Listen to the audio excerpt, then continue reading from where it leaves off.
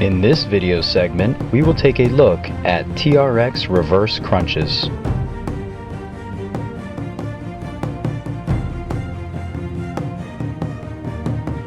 The benefits of performing this exercise include enhanced strength and endurance of the rectus abdominis, especially the lower fibers, and the hip flexors, improved endurance of shoulder and scapular stabilizers, improved force coupling between the hips and trunk, enhanced motor recruitment and isometric endurance of deep core musculature, especially the transverse abdominis, and overall improvements in total body coordination, balance, and kinesthetic awareness.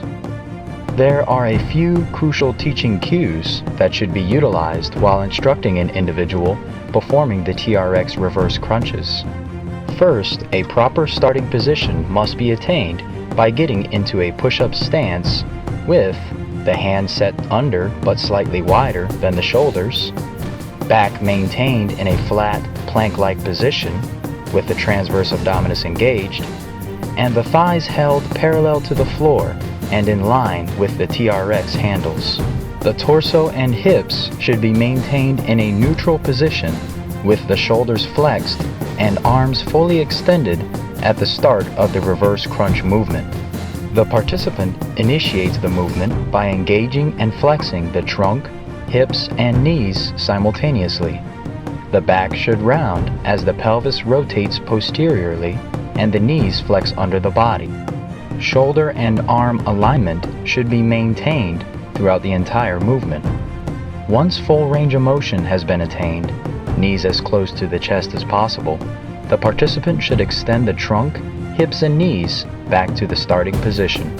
A few possible variations for the TRX Reverse Crunch include the incorporation of hip abduction or trunk and hip rotation during the concentric phase.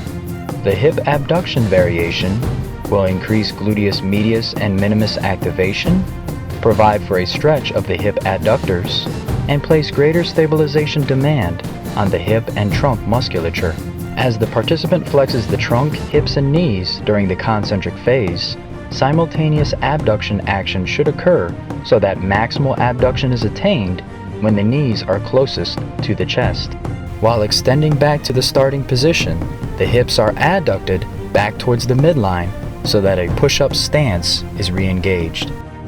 The trunk and hip rotation variation will increase internal and external oblique activation and functional range of motion, increase trunk and shoulder stabilization demands significantly, and increase the perceived challenge or exertion of the exercise.